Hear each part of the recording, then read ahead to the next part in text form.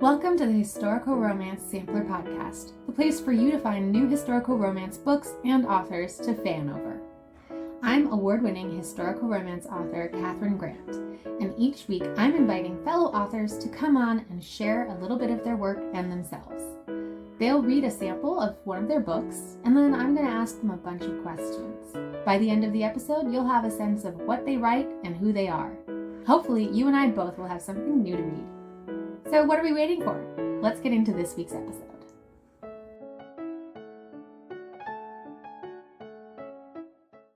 I am super excited to be joined today by podcast supporter Annie R. McEwen. A career historian, Annie has lived in 6 countries and under every roof from a canvas tent to a Georgian-era manor house. When she's not in her 1920s bungalow in Florida, Annie lives, writes, and explores castles in Wales. Winner of the 2022 Page Turner's Writing Award in the romance category, Annie earned both a first and second place 2022 Romance Through the Ages Award, the 2023 Maggie Award, and the 2023 Daphne du Maurier Award. And she's currently a finalist for the 2024 Page Turner Writing Award. Annie's short fiction appears in numerous anthologies. Annie, I'm so excited to have you today. I'm excited to be here. So you're reading a special holiday story for us. Yes, it's Regency romance, and it's a Twelfth Night tale. So anybody who wants to curl up by the fire with some mulled cider, read some spicy, very romantic fiction, I've got it for you. It's a novella, too. It's a short read. Fantastic. Spicy romance with your spiced cider. What could be better? Take it away whenever you're ready. Well, thank you. Chelsea Milliner. Monday, 6th January, 1812. Amelia de Maupassant balanced the hat on the fingertips of one hand, carefully, like a bird that might startle into flight. The toque was the sole survivor of her catastrophe. It did resemble a bird, a feathery crest of poppy red and jonquil yellow, trembling as her hand trembled, as her whole body trembled with shock, with grief. I will not cry. She would tell herself, not now, but in a week or two, that the fire was just another beginning, one of the many that followed the ending, of which her life also had far too many. After the long night of the fire, the day had dawned cruelly bright, the better for her to view the reeking remains of what had been, just the day before, a jewel of a milliner's shop. The timing of the fire had a depressing irony to it. January 5th, Epiphany Eve, the time when every household in Chelsea brought its Christmas trimmings to the green between Coldhill and Westbourne Streets at midnight, tossing the drying boughs of holly and vines of ivy into a merry bonfire, such jollity. Epiphany, the day of fresh start, on which an errant spark from the bonfire licked the roof of her shop, and then, liking the taste, swallowed it whole. Amelia took a few aimless, shuffling steps through a drift of carbonized hat boxes and peach shriveled ribbons. Before the drift became a drift, it was a year's worth of stock, lovingly crafted for her opening day, this day. For a painful moment, the shop filled with the ghost of her creation. A wine velvet bonnet with swan's down corona, another in marine blue with swirl trim, a satin and gold braid capote that her mother would have called in calutet, a little clam. An Agrippina bonnet of fine straw, its turned up brim edged and pleated silk ribbon. All gone, all and more gone. The pretty shop had become a mausoleum of dreams, interred with the rest of her dead. Her family's happy life in Paris replaced by the terror. Papa, the pillar of the family, lost in a carriage wreck. Maman, taken a year later, a frail heart weakened by grief. Jasper, Amelia's bridegroom, killed at sea. She could reopen the shop, she supposed, in January, a year hence, except there was no stock, no workroom, no materials, no money. All she had in abundance was debt. That would follow her into the next year and beyond. The smallest of blessings comforted her. No one was tormenting her by asking about fire insurance. Why would they?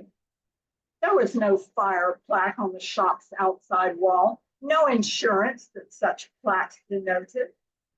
There were plaques on the buildings to either side, numbers 10 and 12 Westbourne Street. Their owner was titled and wealthy. He could afford the Hart Fire Insurance Office's monthly premium. The buildings were newer, worth insuring. Best of all for their owner, they didn't share a wall with the hat shop. Poor old number 11.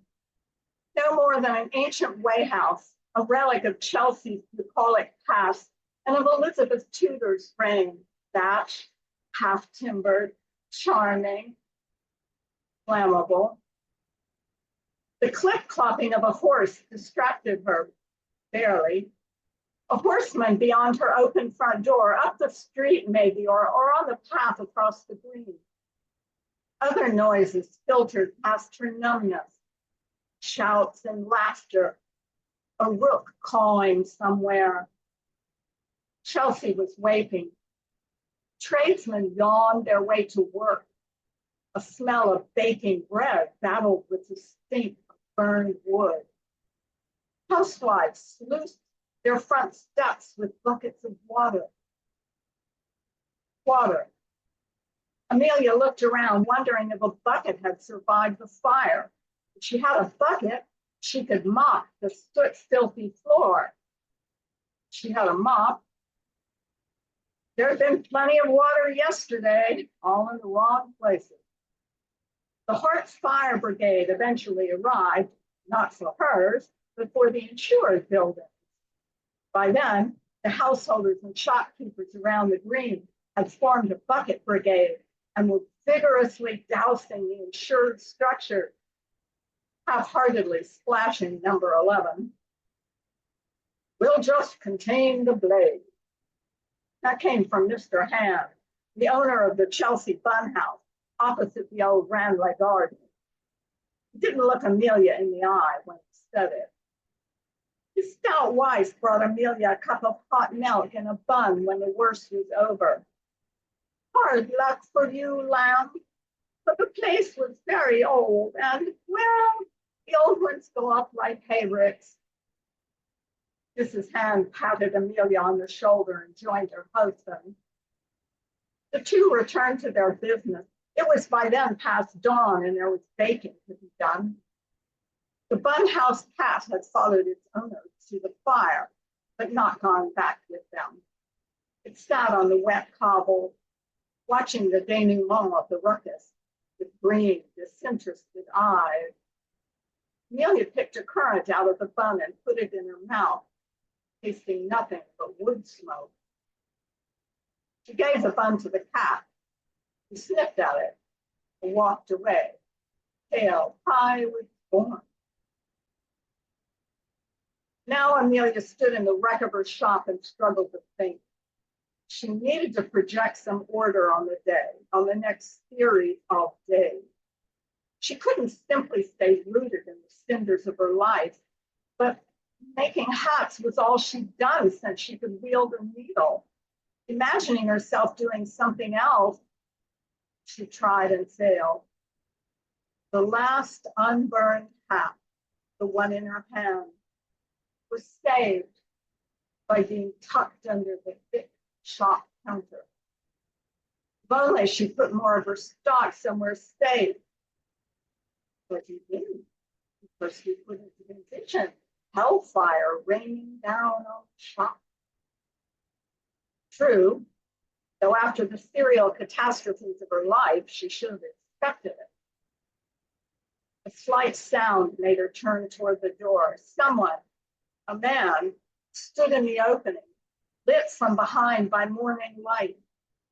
Squinting into the glare, Amelia could make out nothing of the man's features or his dress, only dark plains and sun-haloed outlines. Her internal habit of style hadn't yet admitted its depth, and so she noted the fashionably lean lines of the man's body, the broad shoulders that filled the doorway. His height was such that it forced him to remove his hat in order to pass under the lintel. Without volition, her impressions went into the notebook of her mind, as though he might order a hat from her. Of course, something in ash gray or charcoal. I have plenty of that. She tried to address the man, failed, coughed twice, and finally succeeded with a sound like paper ripping. The Chapeau d'Amélie is not open for business, sir, as you can see. Ah, but I don't see. The words mocked, but lightly, carried on a voice as smooth as velvet, as warm as fur. The shop is named Amelia's Hat. He pointed to the toque still in her quaking hand, and there it is. I will not harm. The command came from her brain, but didn't quite reach her eyes. Amelia was helpless to stop the hot tears that gathered and burned. The man crossed the room in 4 long strides. After resting his own hat on the scorched top of the counter, he pulled a handkerchief from the pocket of his greatcoat and held it to her. Her smarting eyes turned to it, then back to her hand. The feathered toque shimmied on her fingers, the wanton chickadee. I will not harm. Ever so gently, the man took the toque from her, filling her hand instead with his handkerchief. She brought it to her face. Fine linen, smelling of vetiver and orange. Then she cried. Wow, what a beautiful little excerpt that you gave us. My pleasure. Thank you so much. I have several questions for you, but first we're going to take a break for our sponsors. London, 1820. Amelia's hat shop in Chelsea, her dream, her life. A spark from a bonfire and all is ashes. Nothing left but one woman who's sick of lies. One man who's lying for love. One night, it's all they've got. Is it enough? The Chelsea Milliner from Annie R. McEwen, available everywhere. The Historical Romance Sampler Podcast is a proud affiliate of Libro.fm. Libro.fm is a really cool audiobook retailer that offers the same selection of audiobooks at the same price that you would find at that other really big audiobook retailer. But instead of sending your money to a giant monopoly, your money with your purchase of Libro.fm audiobooks goes back to the local bookstore of your choice. That way you can purchase audiobooks, but still support your local literary community. Also cool is their Kiss Club, which features romance audiobooks on sale every month. If you're ready to sign up for Libro.fm, I've got a good deal for you. Using the code HISTORICAL, as in Historical Romance Sampler, sign up for a new membership and get 3 audiobooks for the price of 1. Check out the link in my show notes if you want more information. And now, back to the episode. So I am back with Annie R. McEwen, who just read a sample of The Chelsea Milliner, a Twelfth Night novella that is available for anyone looking for a nice holiday read. And since it's holidays, I would like to start at the very beginning of that excerpt. You really anchored this story. You know, it's Epiphany Day, and you've mentioned it's a Twelfth Night story, and it's the Regency period. And a lot of times when we modern readers think of Christmas stories, we're thinking of kind of Victorian traditions. Can you talk about your process for researching Regency holiday traditions and what might surprise modern readers about Christmas in the Regency? Twelfth Night bonfire is a tradition that goes back at least to the Middle Ages, possibly earlier. It's the custom to take all the holly and ivy and boughs of evergreens and things that you use to decorate the household for the holidays. It's commonly done in every household, from the poorest to the wealthiest, to a central gathering place, and everyone threw these into a bonfire and then proceeded, from what I can read in period descriptions, to get rip-roaring drunk and have lots of jollity around the bonfire. And it was a way of bringing in the new year. And Epiphany Eve, it's not Epiphany, which was kind of a sober, churchy holiday. But the night before, people had hijinks pretty much all night long.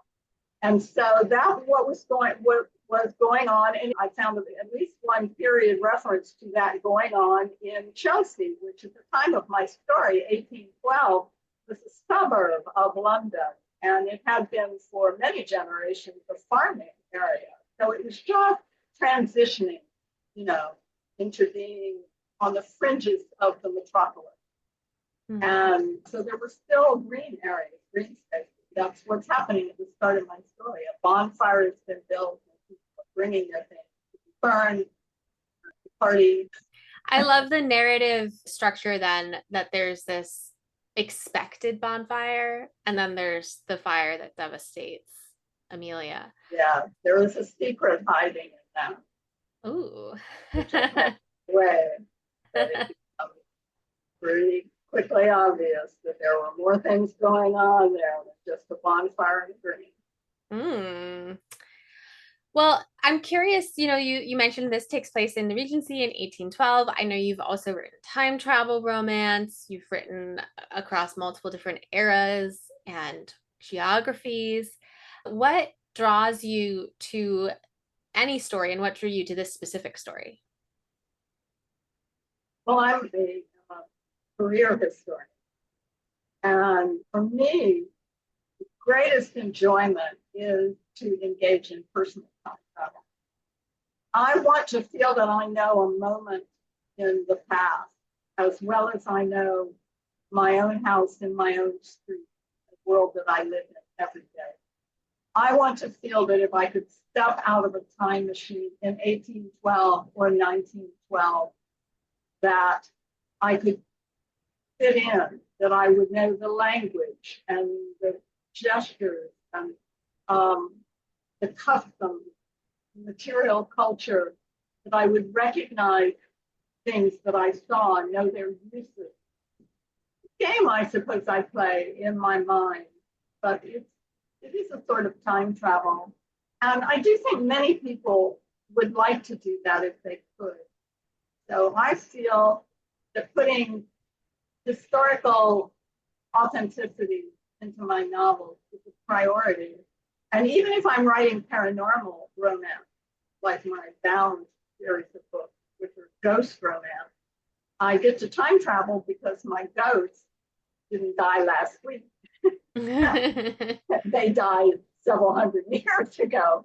And so bringing their perspective in, I bring their history. Yeah. Well, and how much research do you do before, or how does research fit into your writing process? Oh, it's huge. Yeah, it differs from book to book. But I find that the more challenging books I write, the more challenging the next books become. And so I don't think I set out consciously to do this, but I'm ramping up the detail and I'm ramping up the challenges for myself as a researcher.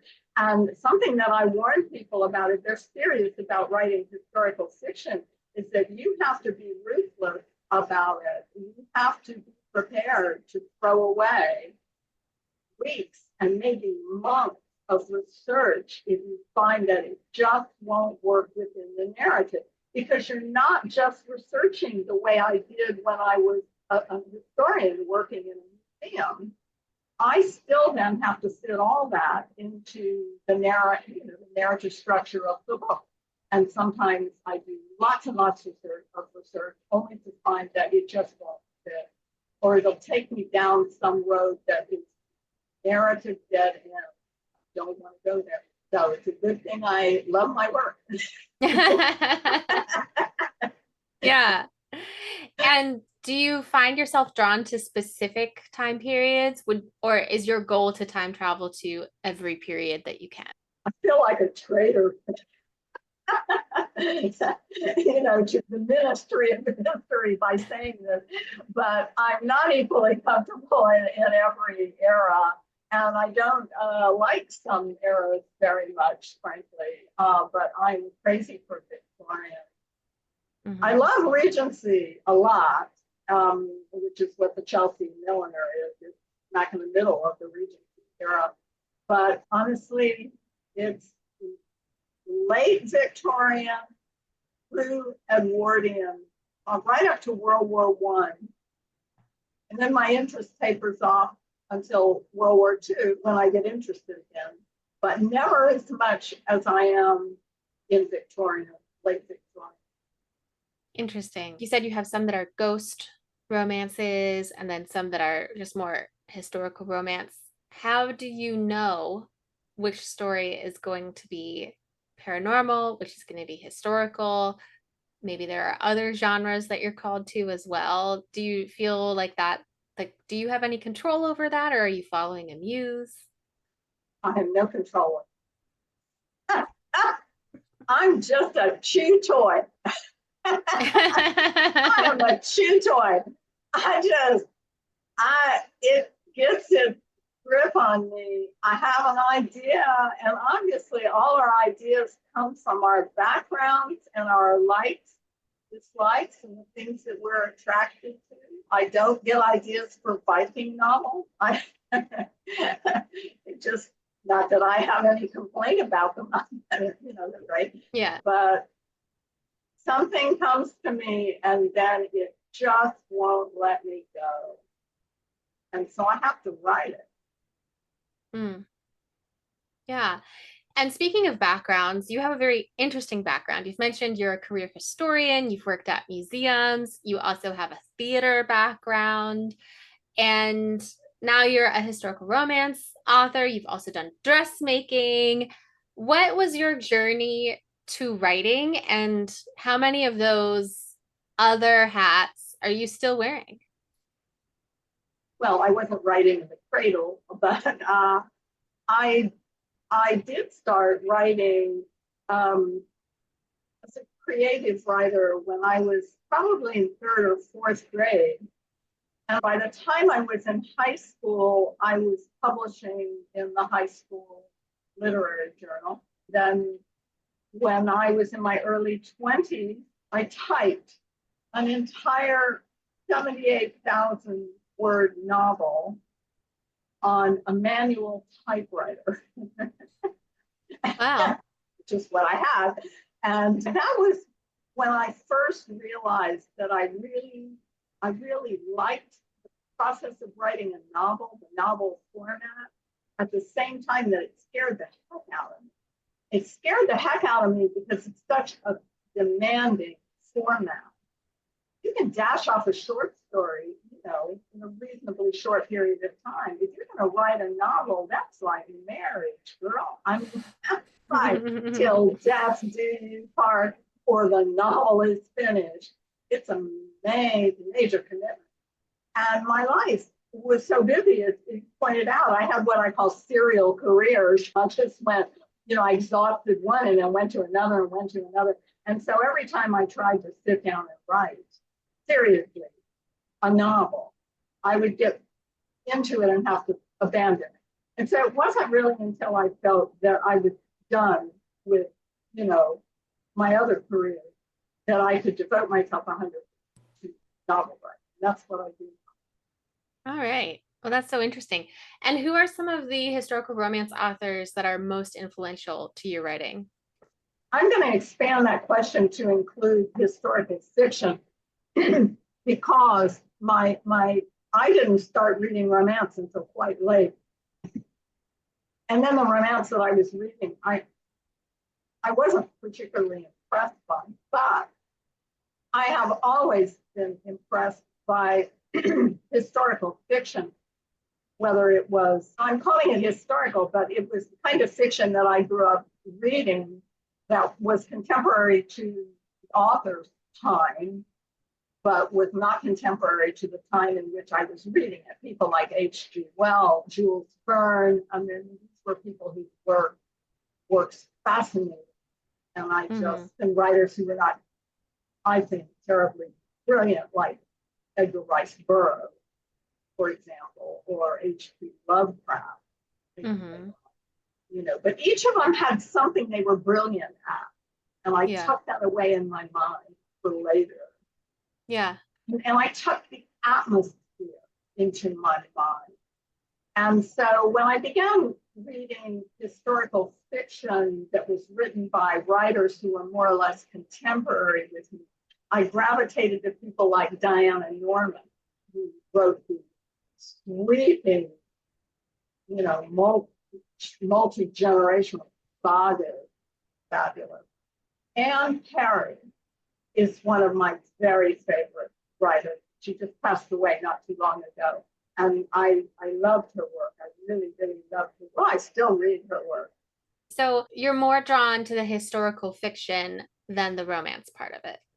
No, I'm equally into both. I've asked myself many times, well, how would you feel about just dumping the romance and just writing this stuff? But I don't want to do that for a variety of reasons. One of which is that I really do think I'm destined to write, if not romance, historical romance, then historical fiction that has a strong romance element. And I say that because I've actually tried to write other genres and not have those books morph into romance. And I can't do it. I like the structure of romance. I like certain conventions because I do believe they mirror. It's not real life, whatever the heck that is, but the life that we feel is real emotion. They mirror our real emotional life.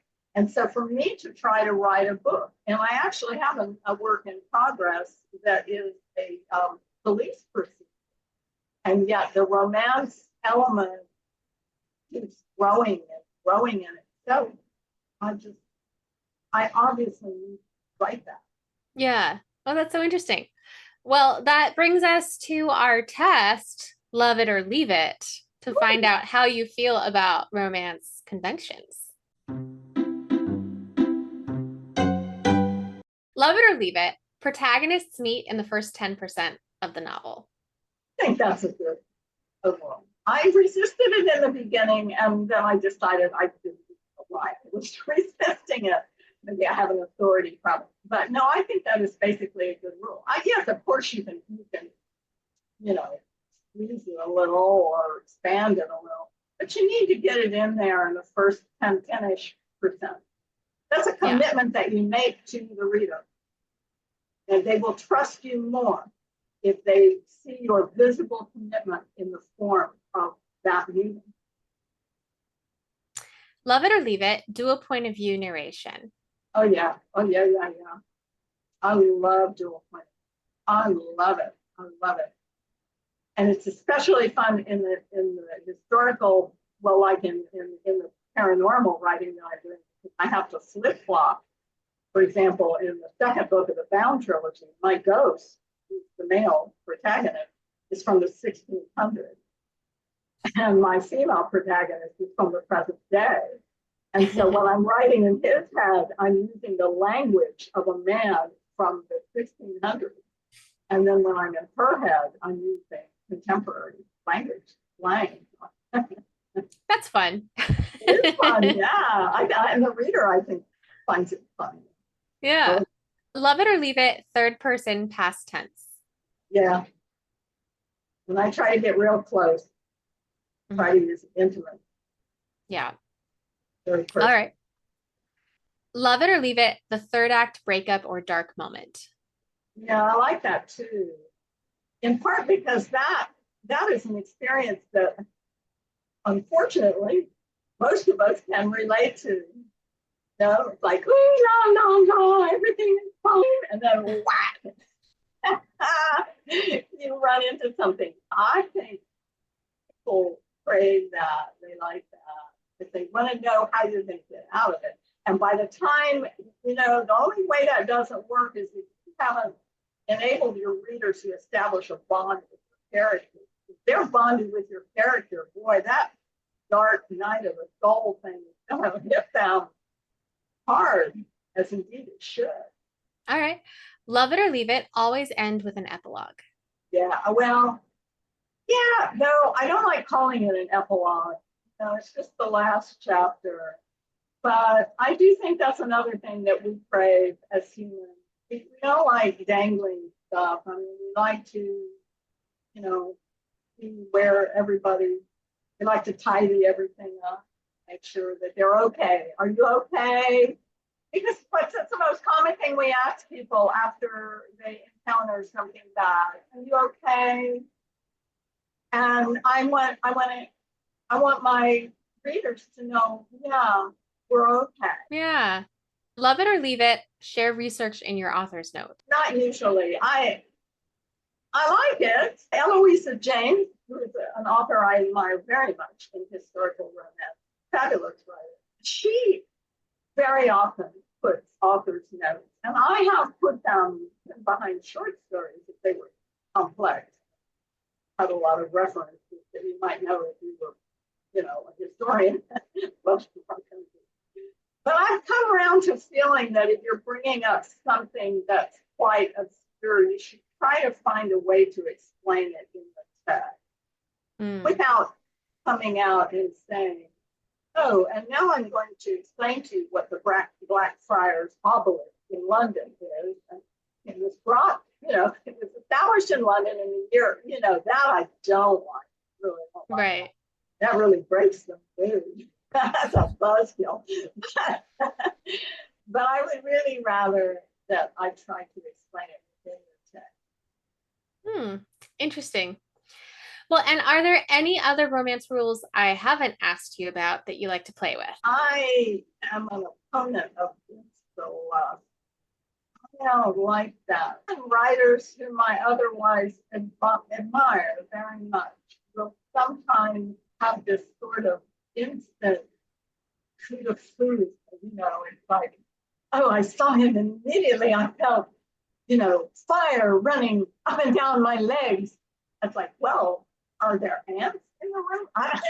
I'm a slow burn fan, not too slow. I think you need to dribble. I just think you need to dribble it out. So sorry, but well, Annie, I have really enjoyed this conversation. I want to thank you for being an early supporter of the podcast. You sponsored some of our episodes back in our early days. fun. And I would love to know, where can our readers find your books? Well, for now, the best place to find all of them is to go to my website, which is AnnieRMcEwen.com, and then you'll get information on all the books and where they are. My Bound series is in full cry on Amazon in every format, including a fabulous audiobook adaptation. I mean, I love what the audiobook narrator did with this. And as an actor, I'm picky about that. So she's fabulous. The Chelsea Milliner, the book of which I read an excerpt today, is available on the 30th of December. It is an ebook only, an e-novella, digital novella. So it won't have a pre-order on Amazon. So it may be available in pre-order on other sites like Barnes and Noble. Amazon has some new policies about ebook pre-orders. So it may not show up there as a pre-order before the 30th of December, but it will be there then. And it'll also be on the publisher's website, which is the Wild Rose Press. And you can buy direct from their sales catalog on the wildrosepress.com. Great. And everything else, you'll see it on Amazon. Well, I will put a link to your website in the show notes so everyone can easily find it. And yeah, so thank you again. I really appreciate you coming on and sharing the Chelsea Milliner, which is available December 30th.